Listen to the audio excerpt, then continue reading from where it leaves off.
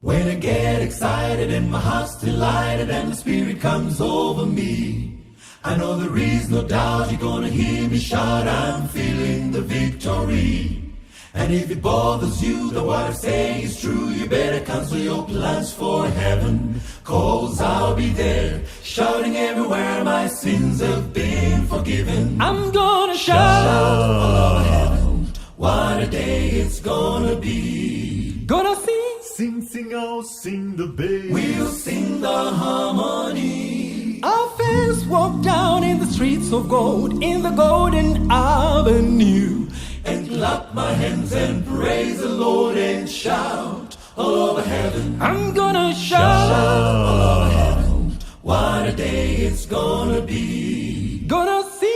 Sing, oh, sing the bass. We'll sing the harmony. Our fans walk down in the streets of gold, in the golden avenue, and clap my hands and praise the Lord and shout all over heaven. When I hear the word and my heart is stirred, a tear of joy comes to my eyes. It doesn't bother me if the tears you see, a happy man am I. I know the Lord above is looking down in love, He's watching everything I do.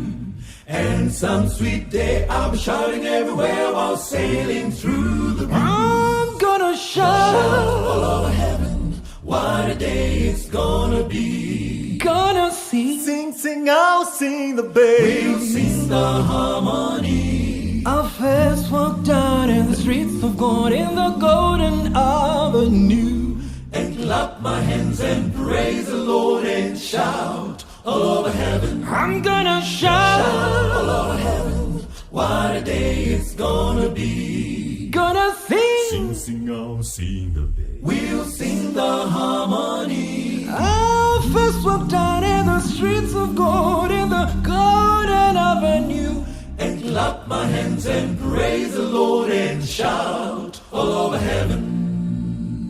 I'm gonna shout all over heaven, what a day it's gonna be. Gonna see. Sing, we'll sing the harmony. our fans walk down in the streets of gold, in the golden avenue, And clap my hands and praise the Lord and shout. Kwazwai wadiwa wateereri nevatariri vechirongwa chedu pano pawoman to woman. Zita rangu ndinoitwa Mai Ngwenya, ndini host wenyu. Tinoda kutendai, regai nditange nekutenda vateereri nevatariri vechirongwa icho chewoman to woman. Makatikoshera uye munotiitira zvakanaka nefeedback yamunotipa kuti tiri kuwana zvidzidzo uye tiri kubatsirikana nemastories anobuda pawoman to woman. Saka toda kungokutendai pazuva ranhasi. Toda zvekutenda vanouya nemastories avo, hatigoni kukukanganwai because dema musiri imimi munobvuma kutaura mastories enyu, hapana chirongwa chaigona kuenderera mberi. Toda kutenda zvevamwe vanobhilonga mugroup remachampions, ndo mune vazhinji vakauya vachitaura mastories avo paepisode dzatiri kutaura dzemawidows. Regai nditi tinoda kutenda zvekare vanonzi the friends of champions, vari kusapota machampions all over the world. We just want to thank you. Tigotenda vatepfenyuri vechirongwa vanenge vachitipa mikana nekuburitsa chirongwa zvakanaka nenzira inoshamisa. Toda kuti Mwari dei atiitira zvakanaka. Mukati mevhiki rino nhasi tine muenzi, regai nditi akwazise vatariri nevateereri vechirongwa chedu pawoman to woman. Welcome to woman to woman. Zvita. Ndinokukwazisai vateereri kumativi mana ose amuri. Zita rangu ndinonzi Chinakidzwa. Toda kutenda Chinakidzwa. What a beautiful name. Izita rekuberekwa naro rikati ndo rekuroorwa naro. Nderekuroorwa naro. Ende wakambona kuti upenyu hunomboshamisa. Rako chairo harichabudi zvakanyanya. Pano pawoman to woman tinoti isusu every woman has a story. And I want to believe behind this woman there is a powerful story. And every story is a lesson. And again, every person is a story. Saka even ukasange uriwo uchaitaura story but ichasara ichitaurwa nevamwe. Saka tinoda kufunga kuti zvidzidzo zviri kubuda zviri kubatsira kuti tigare upenyu tichiziva kuti rimwe zuva tisine tiri mustory machona. Handitika. Okay, what is your story, mother? Alright. Martha ndiani? Ndinonzi Martha Chinakidzwa. Nyaya yangu iri pakuti ndakaroorwa 2008. Ndakatorwa nemuchato zvakatonaka. Makorokoto. But ndedu tese. Ndedu tese. Ndobva 2008 takambogara tisina mwana. 2013. Saka wakaita experience yekushayiwa mwana. How was it like during that period? Inguva inorwadza kana usina mwana nekuti hama neshamwari vanenge vachitarisira kuti munhu achata last month taakutoda kutopfira-pfira. Hama dzehe dzichitovhunza kuti ko vari sei, kuvhunza kwavanenge vachiita vanenge vachida kunzwa kuti ari kurwara kana kuti zvakamira sei, but kwandiri zvazvisina kudaro. Ndakatora time ndisina kana. Ko how was it between you and your husband kusina mwana? Hai, murume wangu akazvigamuchira, taitozvinamatira, achingoti chero Mwari akatipa kana akasatipa ngatingogara takadaro. Saka ndandine support yakakura, saka waive nepeace. But wakambozvona kuti chero murume akakupa support, iwewe ini ndiri kutaura semunhu akamboita kaexperience kangu kekuti ndaifunga kutoti ukangochata next month ini ndaitotarisira kutoti ndofunga kana next week chaiyo ndenda kudini ndakutorwara zvokuratidza kuti ndazvitakura handiti. But ndakaita mwedzi ndofunga inokwana kana mitatu. Saka ndaiti every time so ndikaona ndaenda kutsika dzemadzimai ndotaka kukuunika kakurwadziwa ndototanga kuti saka ine nangu handidini ndichatadza kuva nemwana and what have you. How was it for you as a person kusave nepamwiri kana kusabata pamwiri in as much as kwakune mapressure ehama nezvimwe nevamwe vanga vakatarisira, iwewe as an individual wainzwa sei? Zvaindibata stereki nekuti hama dzaitombobvunza kuti ko chii chiri kunetsa, kutoti hapana zvese zviri right. But pamunosangana magatherings nevamwe vamwe vanenge vachitaura mimba yangu yemwana wakutanga yairwadza so iwo hauna chekutaura, wakutonyarara une uchitobhohekana kana kutonzwa shungu dzekuda kuchema kutoti vanhu ava sei vataura nyaya idzi, vozongoona nyaya dzazongochinja. Ndiri kurememba pamwe patakamboita imwe gathering, vamwe mbuya vakatouya kwandiri vachitoti ko kudai mukoma wemurume wako ambopinda kwauri, zvekuti zvakandibata. Ndikazowana support yevamwe madzimai vakatonditi aiwa hapana munhu asingadi mwana. Hanzi dei mukoma wemurume wako apinda kwauri kuti muite mwana. But vamwe vakazoti hamuoni zvamaakutaura hazviiti here. Saka yanga iri nguva yanga yakaoma zvokutoti kana dei munhu asina Mwari muupenyu hwake anogona kutoti kuda pamwe ndo zvinoitwa, ndo zvakaita vese vakamboshaya vana, kuda pamwe ndo zvavakaita handiti. Saka mapressure anouya mukushaya mwana. Saka makaita makore mangani musina mwana? Tongoti from 2008 to 2013 ndo pandakazoita mwana July. Are you saying pamwe pesa papasitorina kana saine mimba kana kuti paita mamiscarriage? Kana ndaumbobvira ndakaita miscarriage. Zvazvingori normal. Yanga iri issue dzejeko here kana kuti zvachingoriwo chitoita period zvisina macomplications? I think ndandine problem yejeko. Saka parakazenge rarapwa here kana kuti zvakazongozviitawo zvega? Mishonga ndaingomwa, moti chirwa chakati uchimwa ndichimwa, but zvazvisingabatsiri. Ndaitotsa toti kana zvatangana ndisingadyi chikafu. But yakazongobata, payakazongobata yanga itori surprise. Ndakazozviziva after 2 months kuti wane pamwiri kuti unge uchaita pati yemimba. Alright, but it's your story. Usandibvumira ndikubire story yako handiti ka? Saka mazoita mwana 2013, then what is behind that story? Takafara tikazoita birthday remwana ane 1 year. Zvekuti takatomboshoorwa nevamwe kuti moita birthday remwana ane 1 year zvine sense here. Tikati aiwa isusu kwatakabva kuti tine mufaro wakaita sei. But takazovawo nerutsigiro nemamwe mafundisi zvikanzi aiwa magona. But tafamba mwana ane 4 years. Baba wacho wakatanga kurwara. Vachingopera simba, vachingoti ndonzwa dzungu nechiwewe. Saka patakazoti vatariswe vakanzi ropa ravo riri shoma, raitonidha kuwedzerwa. Saka ndopa wakazombotanga matreatments. But vari pamatreatments ipapo wari kutogeza wakatombodonha mubathroom. Nenyaya yeropa shoma. ndobva wakuwara pashoda pano wakatomboiswa plaster. But hazvina kuchinja, ruoko rwaida kunzi ruitwe opo, ivo vachiramba kuti ndikaitwa operation handipori. Saka zvakazongoramba zvichingo-postponedwa madays. Tobva tazonzi nevamwe nesi, endai munotarisa mumbonorapwa kuRed Cross. Ndo pakazonzi nachiremba patient iyi haitorina kana ropa. Vanotori mustate tori emergency sekuti vanogona kungocollapsa anytime. Yowe. Saka vaitonzi vanoda blood transfusion. Ndo yakazoitwa kuparire nyatwa muna June. Saka pawakazoitwa izvozvo, madhokta achicheka vakati ropa rataisa neririmo riri kutoratidza kuti riri kutopera. Saka toda kumbocheka tione kuti chii chiri kukonzeresa ropa. But zvese zvaitwa ropa harina kuwanika.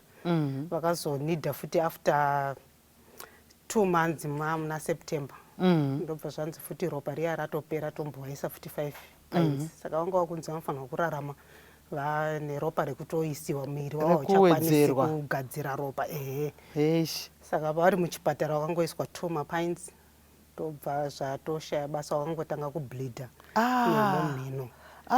Ropa riya? Zvekuti zvinhu zvakandirwadza stereki. Kutaura munhu achatotauri. Vakungoto ropa riya rakutongobuda, ndobva watozongoshaya. Saka wakashaya 2018 30 September. Apa wanga watanga kurwara munani?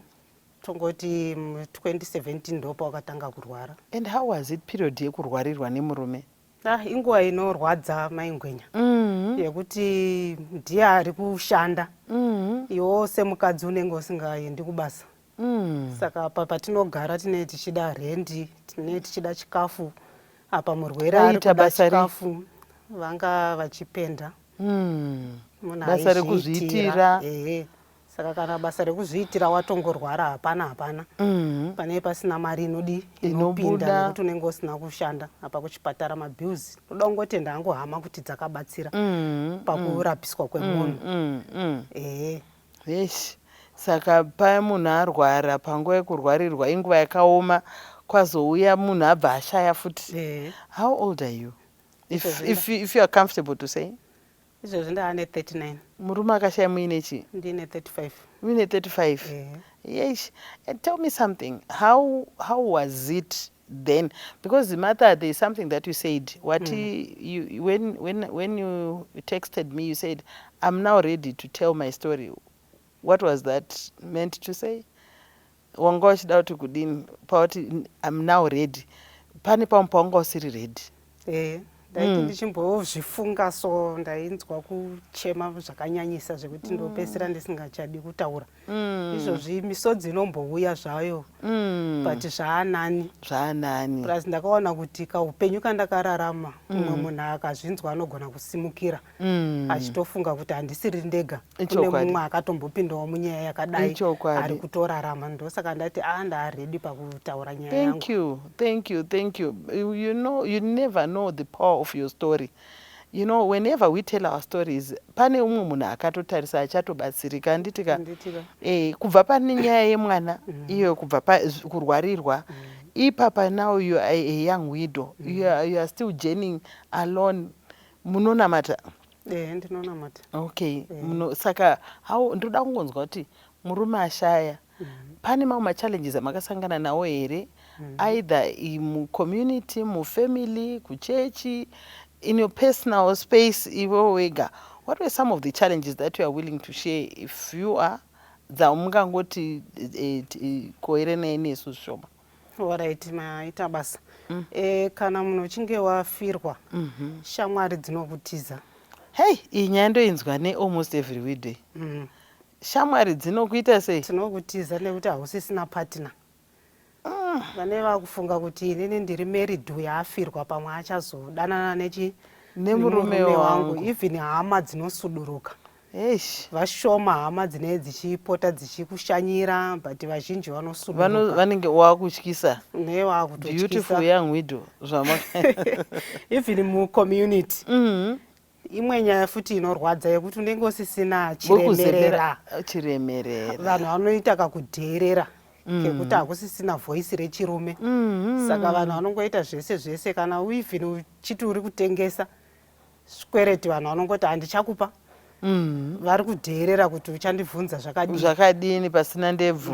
Even kusangano vanhu vanotodheerera, vamwe ukauya wakapfeka zviri kutoratidzika uchiti rega ndipfekewo, pamwe wapiwa nehama kuti pfeka hembe, votonzi maakutochena vanhu vakafirwa manje manga mazochema nguva unenge uri kuti arega ndimboenda kuchechi ndikambonzwawo sevhisi pamwe ndogona kusimudzirwawo ndikafungawo zviri nani. But vanhu vanenge vachitokutarisa nerimwe zita, ende ukamira nevarume vanhu havazofari sei muri kumira nevarume, maakuda kutora varume vevanhu, but unenge usina pfungwa idzodzo, unenge uine pain yekurwadziwa kuti zveshuwa here, ndonenge usiri shuwa, unenge uchingoti pamwe ndichaona munhu achifamba achiuya achiti adzoka, but munhu anotokuwedzera rimwe ronda rekuti ukasvika kumba, ndaiti ndikatosvika kumba ndaisvika ndochema zvakanyanya, ndoti Mwari pindirai, situation yandiri kurarama haina kumira zvakanaka. Saka ndiani wakabatsirika sei kuti uzosvika now I am ready to tell my story? Wakabatsirika sei? Chii chakakusimbisa along the way? Alright, ndine imwe program yemachampions yamakatanga yandakatointroducewawo neumwe achitonditi kudai wambojoina group iri, tikatomboita magatherings atakaita ekutanga takaita kumba kwenyu, tikatotaura nyaya dzedu tichichema tiri ipapo, ndikatoona kuti ko inga handisiriri ndega. Mata wakauya pagroup rekutanga rechitu rachona, vanhu vachitaura, munhu wese achingochema, neni ndakatochemawo, vanhu vachitaura nyaya dzavo, ndikatoona kuti uyu akasiyiwa aine 4, uyu akasiyiwa aine 3, ndakasiyiwa ndiine mwana 1, ndikatoona kuti haisi nyaya yangu ndega, takatowanda. Vamwe vakatosiyiwa vasina vana, vamwe vakasiyiwa vane mamwe matambudziko, nemakomwe ematambudziko. Ndizvozvo. Saka zvakandisimudzira, ndikatoona kuti handisiri ndega, saka ndofanirwa kutosimbawo. Saka ndiri kuda kutaura kune vanhu vari kumba vakateera chirongwa. There is power in numbers. There is comfort in numbers. When you realize that I'm not the only one, I'm not alone, I'm not the first one. Mposopo vanoti kuna vaKorinte hakuna mwedzi wakuwira, but what is common kune vanhu vese, but Mwari prepares an escape route. Imwe escape route yachona ndeyekuti do not kungozvigarira wega. Grief ine kanzira kekuisolate, handitika, ende munhu ukazvigarira wega wakutokuvara. Satani anokupfupfunyura uri wega, but kana uri pakati pevamwe, you borrow strength from others. Paunonzwa story dzevamwe, uchiona misodzi yevamwe, mukaita cry party, mukambochema mese, motora maphotos mapedza, izvozvo zvinosimbisa izvozvo, handitika. Saka tell me how as a young widow, mukati mecommunity vanhu vanenge vasinga, hakuna mapressures here anouya, vanhu vanenge vachida kuita take over, vanoda kuroora, vanoda kuita sei, ndoda kumbonzwawo ipapo. Aiwa, vanoda kuroora varume ndo zvavatori, nofunga kanecha here handizivi. Kuti varume vakatongoziva kuti mukadzi uyu afirwa, vanotanga newangu usingatauri naye anotanga kukumhoresa, mamuka sei, zvazodii ari sei mwana, vachitaura umwe wozoti handotogona kutokuchengetai nemwana wenyu, but anenge ari married. Nomwe ndakazotaura naye ndichitoti ina handikwanisi kuti ndakamboroorwa zvakanaka nemuchato, ndoputsa imba yeumwe munhu, hazvigoni, chengetai mhuri yani yenyu. Katombondinetsa akati mhuri yangu mukadzi wangu haachakwanisi kuzvara, saka ndachida kuti wewe, ndikati kwandiri handikwanisi, ndimbondipai time yekuti ndichengete mwana wangu, zvekuti ndichaita ushamwari nemi, forget about that. Hazvibudi. Ndinogara ndichitaura kana tiri kumachampions, kumayoung widows, kuti usabvumire kuti mumwe mukadzi acheme nokuda kwako. Kufirwa hakufaniri kutiita kunge tavepfambi, handitika. Ende chandinonzwisa chimwe ndechekuti munhu kana ari kunamata, hanzi anenge achinamata achiti Mwari, mumba mangu mapinda Satani, saka unenge wave Satani. Murume ari kuenda kushirikadzi yakafirwa anoti ndiri kuenda kuproject kana kubasa kana kufishing, saka mukadzi wacho ari kuti mumba mangu mapinda Satani. Dzimwe nguva wave project, dzimwe nguva uri fishing. Saka ndinogara nchiti pick one struggle as a young widow, pick one struggle. Being a widow is enough. Kana Mwari vachida kutidzorera marelationships, kubasa kwavo handiti ka. Ndizvozvo. I just want to thank you nestatement yautaura kuti unongoti aiwa inini handigoni kudini kuti ndakambopinda muchato zvakanaka kufirwa ndochiputsa zveumwe nokuti ndafirwa hazvigoni regai ndifirwe nechunhu kwete kufirwa neunhu handiti ka. Thank you very much. Saka mujeni yenyu as a widow muri kuita chiimi? Inini ndinosona, ndakaita kosi yekusona. Saka ndinosona ndiri kumba. Ndaimboshanda pati vanhu havabhadhari. Unenge uchipiwa mari yekuti haikwani kubhadhara rendi. Ndinogara ndinoloja, saka ndinechida mari yerendi, chikafu, mwana akuenda kuchikoro. Mwana akuenda kuchikoro. Ko ndiri kuda kubvunza pakugara nehama. Pane patambotaura tisati vaya pachirongwa kuti pakurwara kweita murume wenyu hama dzainge dziripo dzimwe dzamambotaura dzakabatsira pakurwara ende nekutaura kwamaita kuti pane painzi munhu ngaatore mahebs. Iyi taitaura kuseri kwenyaya, munhu achirwara ngaatore mahebs, vamwe vachiramba kuti certain procedures dziitwe. Dzama idzodzo dziripo here muupenyu hwenyu to support you as you are struggling nemwana? Hama idzodzo dzakangoguma mazuva enhamo. Mazuva enhamo? Vamwe vacho vanongofona muri sei nemwana, vamwe vaitobvunza muri kuenda makatsvagira here mwana nzvimbo. Vakangonzwa kuti nzvimbo ndakatotsvaga ndobva zvangopera zvakadaro. Saka hama dzakasuduruka vanongofona nekungosenda mameseji. Pamwe pacho vanotonyarara, pamwe tozongosanganawo mukufamba. Mwana ari sei? Mwana ari right hake izvozvo. Anonzwisisa nyaya yekuti baba havapo? Aimbonetsa ma1st days. Achitoti ko daddy vari kupi mama? Kunyangwe akaita hake board view. But zvazvisingamupereri seanga ari daddy's daughter. Pese vaifamba naye achimutengera zvaanoda. Saka ingoti pamwe daddy vakafa nechi? Aine 5 years. Saka ainenge achingoti daddy vachadzoka. But iko zvino anyarara? Asati anyarara. Pamwe pacho anotombobvunza, nai mama ko daddy vachazouya rini, ndomutsanangurira kuti handiti wakaona kwatakavaisa daddy vakafusirwa, saka daddy havachadzoki.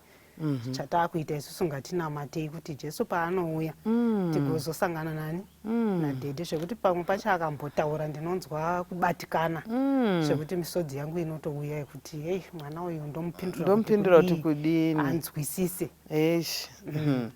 Ndandiri kuda kubvunza kuti ko kumhuri kwamunoberekwa ndoda kunzwa connectivity yenyu kuve connected either kwamakaroorwa kana kuti support from your family, a biological family, nehama dzekumurume uku muchakabatana henyu. Hatitauri zvemaresources, toreva hukama hwokufambidzana, kukafiwawo kukarwariwawo. Are you still connected? Izvozvo zvazvishoma. Mhosva ndeyani? Pamwe pacho ndotonzwawana maiguru ndo vanotondifonera. Kwemi chii chakaitika? Because toda kubatsirana ipapo. A lot of widows vanobva vadisconnecta ivo, kwete kuti hama ndo dzadisconnecta. But munhu anongotanga kungozvisarudza, nini hangu saka handichakwani, but hapana munhu amusarudza, iye gandarudza. Saka ndopandiri kubvunzira ipapo kuti okay, hama muchine ukama here? Zvazvishoma. Zvazvishoma. Saka ndabvunza kuti imhosva yani, imi muri kumboendawo here kunoshanyira hama? Ndinomboenda hangu kunoshanya. Kunani vamwene variko? Vamwene vakashaya 2019. Vamwene vakashaya tezvara? Atezvara variko. Variko. Munomboendesa muzukuru wavo here? So far handisati, nenyaya yemari dzekuti ufambise kumusha panenge vanozviziva here kuti mari hapana dziri kunetsa?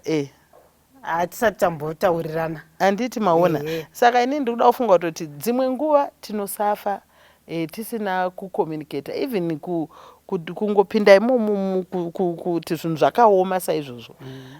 Zvine zvakanaka kuti hama dzirambe dzichiita sei, dzichifambidzana kunyange vasina monetary help yavanokupai, but ndofunga zvakanakira mwana wenyu iye agare ari connected kuhama dzake. Handiti ko kwamunoberekwa imimi mune support?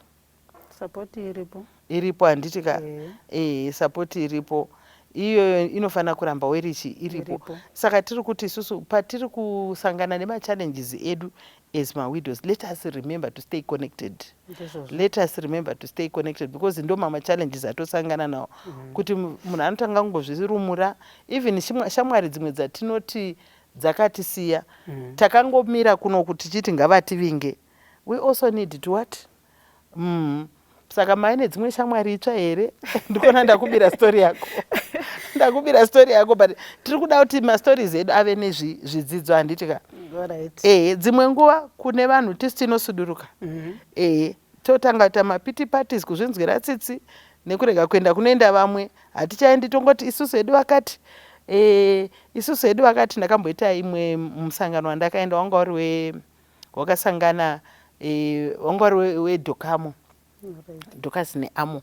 Saka wanga vari vana baba nana mai vakafirwa, but vari vanhu vakuru vese pasina mayouth nevana. Saka takanzi ini ndaifanira kudzisa boka remasingles. Boka rera ndobva ranzi tichakumbira musimuke muende munogara apo. Pavakanzi vanogara pachona ndopaive nemumvuri waikwana boka rakakura, isusu boka redu rari ridiki.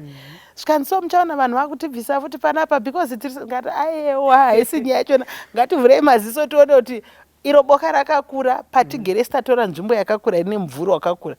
Ende tinokwanisa kuenda, hatisi kumbodhera. Saka tisangofunga kuti zvese it's because ndiri chirikadzi, because ndakafirwa. Pane zvimwe zvatogona kuita chero tipa uchirikadzi wedu.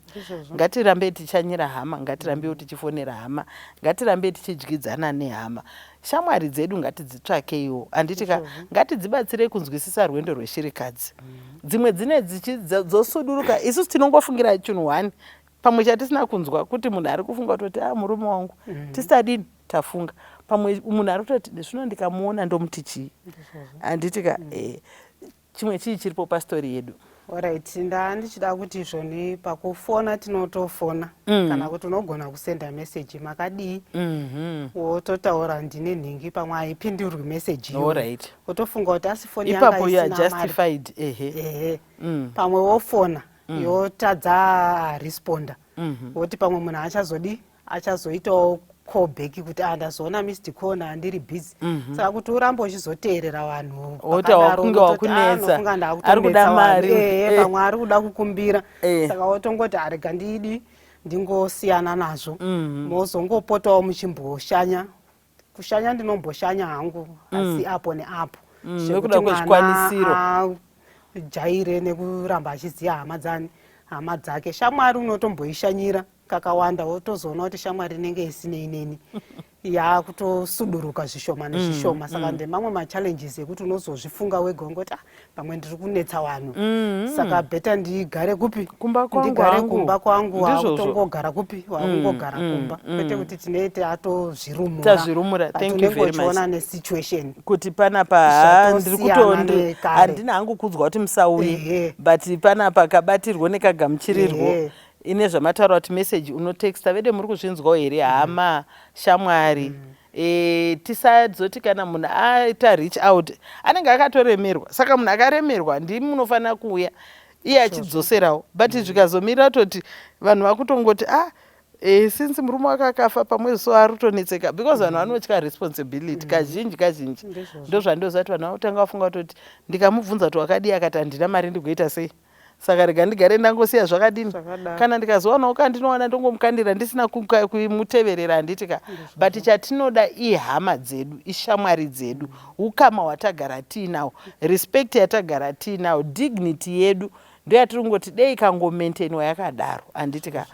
Amene nokuda kwekuti nguva yedu iri kuenda kunopera, handiri kupedzera zvidzidzo zvipi zvawakasangana nazvo, ndezvipi zvaunogona kudzawo vari kumba, vateri nevatari vechirongwa, kuti vanzwe kuti aiwa upenyu hweushirikadzi haipaswo paperera nyaya.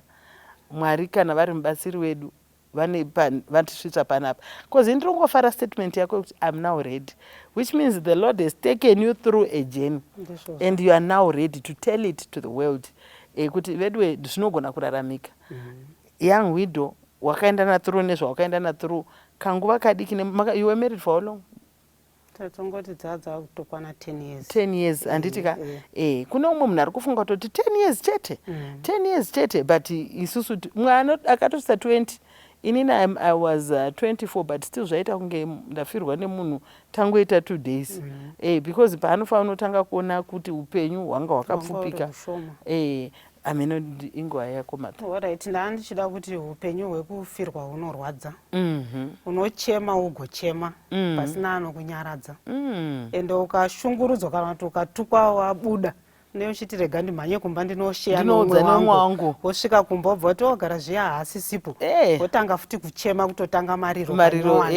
Saka zvinhu zvinorwadza izvozvo. Apa unenge uchida kuenda kubasa vanhu vakukudheerera ndakamboda kushanda waitoona kuti mari yacho waigona kupiwa $10. Yes. Wonzi chimbobata wakadai woita 3 months hausi kupiwa mari. Apa une mwana? Apa mwana anoda kudya. Mwana anenge achiri kufunga kuti dedhi varipo ndaimbotengerwa ma-ice cream ndaimbotengerwa zvinonaka. Saka tasara tiri 2 manje. Kuchimuvha kubva ipapo kuenda pareality yesituation. Anenge asingazvinzwisisi. Saka inguva inorwadza yekuti ndari kuti kune vamwe vakafirwawo seni ngatishingei Mwari haambotisiyi takadaro. Pane pawataura kuti dzimwe nguva unogona kushungurudzwa uriko woti ndinomhanyira kumba. Wakambozviona kuti chero dzimwe nguva ukafara unenge uchiti ndoda kunotaura. Ukaenda kwawaenda ukaona zvawati ndoda kunowana kusheya naye. Chinoshungurudza kusvika dzimwe nguva like zera remwana wako kuti utaure naye nyaya dzokuti anyatsonzwisisa hazvitobudi. Saka uye zvino unogara nani? Ndogara nemwana tiri. Mogara muri tu nemwana wako. Mwari achakuitira zvakanaka. Asi uri kuonawo simba raMwari kunyaradza handiti? Ndizvozvo.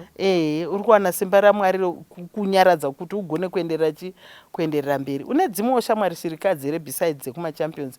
Ndikura dzekumaraini kana kuti vamwe vanhu vari kubatsirawo pane zvauri kuitawo here?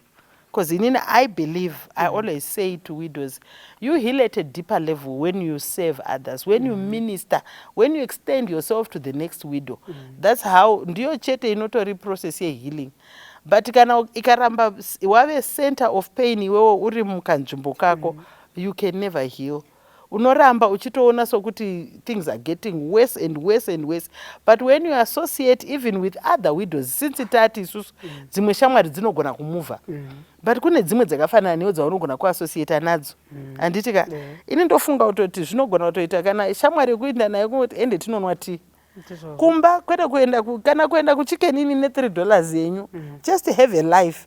Because dzimwe nguva we spend a lot of time waiting for something that we don't even know. And yet life inofana kurarama in the moment. And tohila mbichana, one day at a time. One day at a time. Do you have a friend that you associate with? Akafanana newe ari mujeni yako. Alright, shamwari yekuti best handina. But ndinongotaurawo nevamwe vakafirwa seni tichingosimudzirana especially pakunamata. Ende vamwewo vezera rangu vamwe vacho vashoma vabatiki vanenge vari kumabasa kwavo. Saka izvezvi ndopada kutotanga kuwanawo shamwari dzekumbosheya naro nawo negurupu ratakambotovamba remawidows ratiri kumbotaura nyaya nekusimudzirana kuma-champions. Aiwa izvo zvakanaka stereke ende tinozvikurudza kanjani handiti zvinobatsirawo kubisa stress. Ndizvozvo. Uchimbonzwawo nyaya dzevamwe muchikomentawo dzevamwe pagroup ipapo. Saka toda kutenda. Mother, thank you very much for coming to Woman with your story. And I thank God that your story ine ma-lessons akawanda kubva marriage yako waiting for a child. Mwana ouya une experience yekurwarirwa yezvino uri museason yewidowhood.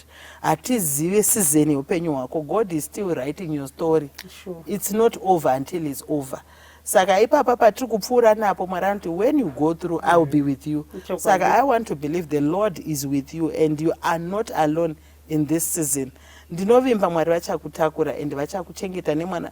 Chishamiso chaMwari ndechekuti uchatarisa mashure ugotsha kuti ndakapapfuura sei. Inini when my husband died, my last born aita grade 3. Alright. Ndakamutarisa aisvika panapa pawest pangu. Ndofunga same age nemwana wako. And I looked at and ngati achakura rini zvichafamba sei. Munhu anga achiwina chingwa ndiye aenda. But I tell you right now, when I look at ndinoona ruoko rwaMwari. When I look at my children ndinoona ruoko rwaMwari. Saka I want you to be encouraged kuti usanetseka hako kuti zvichanyatsofamba sei. Just walk, just keep walking because Mwari vakatendeka. Thank you vatari nevatari vechirongwa chedu pawoman to woman. Tinoramba chikutendai. Nhasi ndaita counseling yakawanda mustori yemuridzi, but chandinoda kungotenda ndechekuti I speak from a point yeexperience and nekuti titowana zvidzidzowo zvakawanda. Kana pangaite mibvunzo, kana pane vane mastories avo, kana imimiwo muine vamunoziva, chero takati isusu tichaedza kuti vatepfenyuri vechirongwa vatigonere kumboita live muchiita phone in. Hatizi kuti vakatirongera platform yakadaro tichakupai mikana yekuita phone in, vane stori dzavo dzasingagoni kuuya nadzo, vamwe havadi nemafesi avo, togona kudzitaura pamafoni, tonzwa zvinosanganikwa nazvo nevanhu. Hadzisi dzekufirwa chete, tinoda mastories ese emhando yese. Mukatarisa panouya mastories ese erudzi rwese, as long as it involves a woman. For every woman has a story. Your story is not my story. May the Lord bless you. Regandina mate. Matakatoda unamata. You want to pray? Dandi kunamatire. Gatina mate. Baba wedu ari kumusoro kudenga, muponesi wedu namambo Jesu, tinokutendai nenyasha dzenyu dzinogara nekusingaperi.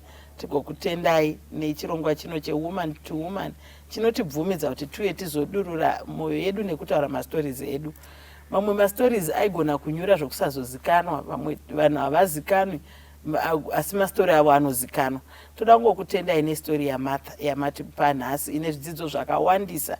Chatinokumbira ndechekuti Martha mutakure mumunyaradze, nemwana wake mugomusimbisa agofamba mukati merwendo rweupenyu ari mukunde achiziva kuti haasi ega, uye makamutakurira dambudziko reushirikadzi. Toda kunamatira shirikadzi dzese dziri kumba, tigonamatira vese vari mukati memuchato, vachengetedzei, vasazove ivo zvidzidzo asi kuti vararame upenyu hwakashwatuka, vachirongedza zvinhu zvavo nekuona zvinogona kuwira vamwe, kuti chero dee vanhu vagere pamwe chete mazuva mashoma azere nekutambudzika. Saka toda kutendai nenguva yamatipa mbiri ngairambe iri yenyu mambo Jesu. Batai shirikadzi iyo neiyo, pukutaiwo misodzi iyo neiyo, vapewo zano. Varipo vamwe vakatopererwa, varipo vari kurwarirwa, varipo vamwe vasanganazvo nematambudziko ekufirwa, pamusoro pekufirwa vamwe vana chokudya. Imimi vaisimba nokukunda kwedu paizvi zvese, notakumbira muzita nemuropa ramambo Jesu. Amen. Amen. Unyika isingapere bone kutaje ora hauzo omokore hakuna usikora ware achapokota yemasodzi ora hawese